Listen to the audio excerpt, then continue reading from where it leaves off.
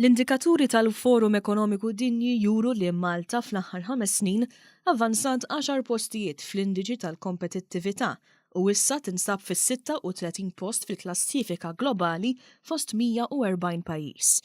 Ir-rapport juri li Malta ġiet qabel membri oħra tal-Unjoni Ewropea fosthom il-Polonja, Ċipru, il-Bulgarija, Slovenja u l-Slovakkja u klassifikat fi 17 il-post fost il-pajjiżi membri tal-Unjoni Ewropea.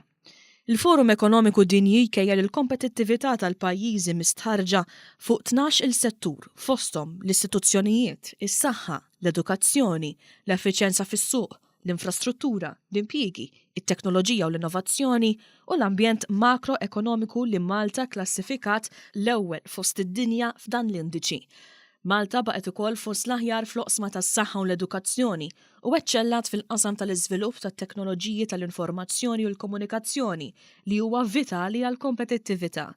L-indiċi wara wkoll li Malta għandha fost l-iktar istituzzjonijiet b'saħħithom fid-dinja waqt li s-sistema finanzjarja ta' Malta ġiet ikklassifikata wkoll mal-ewwel 30 fid-dinja. Fir-reazzjoni tiegħu għal din il-klassifika l-Ministru għall-Ekonomija Chris Cardona attribwixxa dan ir-riżultat pożittiv għal bosta fatturi fosthom inflazzjoni li hija kontrollata u bilanċ pożittiv fil-finanzi tal-Gvern. Huwa żied jgħid li l-Gvern qed jadatta għal oqsma ġodda fis-suq billi jitfa' ħarsu fuq il-kapital uman u fl-iżvilupp tal-ħiliet tal-ħaddiema fis-suq tax-xogħol. Huwa żied jgħid li l-investiment wiesa li qed isir f'bosta oqsma fosthom l-infrastruttura għandu jwassal għal tkabbir sostenibbli.